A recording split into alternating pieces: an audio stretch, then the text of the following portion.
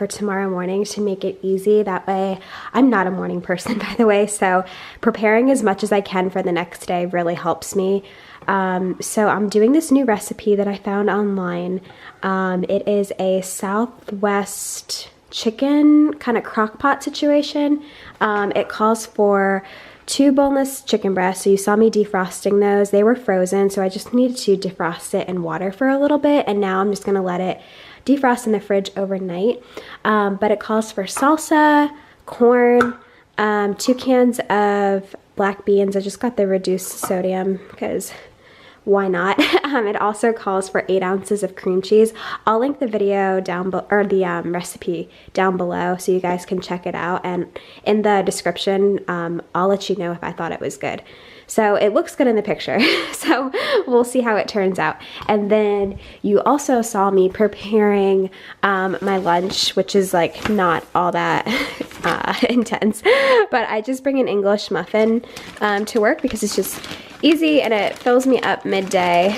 And then I keep these in here, and then every day I just have a few. These are the, whatever they're called.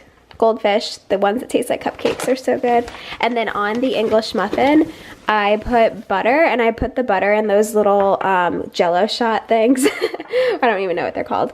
But then I sprinkle some of this on it. It's from Trader Joe's. It's called the Everything But the Bagel Sesame Seed Seasoning. I love this stuff so much. It makes anything, it literally makes anything taste like an everything bagel. So yeah, that's what I'm gonna bring. I'll probably throw in a banana too. And then, yeah, that's my lunch for tomorrow. So, here's what I got going on in the fridge for the week. You saw me mix up, that is Crystal Light. That's my first time buying it. It was pretty good. I tried a glass of it.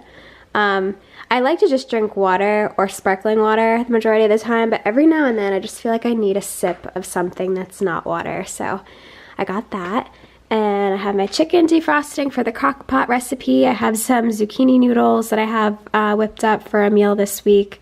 Watermelon for a snack when I get home from work, so that I don't just like go all out and eat cookies and stuff. So yeah, I swear there's greens down here too.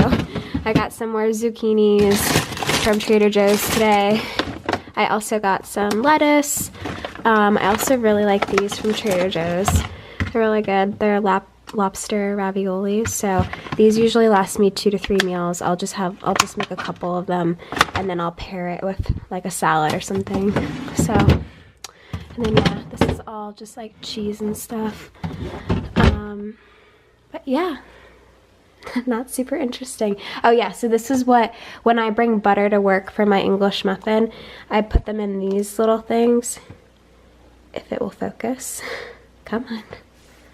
There we go. Yeah, so I put just a little bit of butter in here. But yeah, so that's what's going on. All right, guys.